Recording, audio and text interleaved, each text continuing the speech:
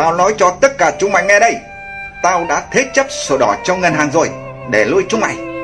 Vậy mà bây giờ giá cả thị trường càng ngày càng tụt xuống, mà không có ngày ngóc cỏ lên được.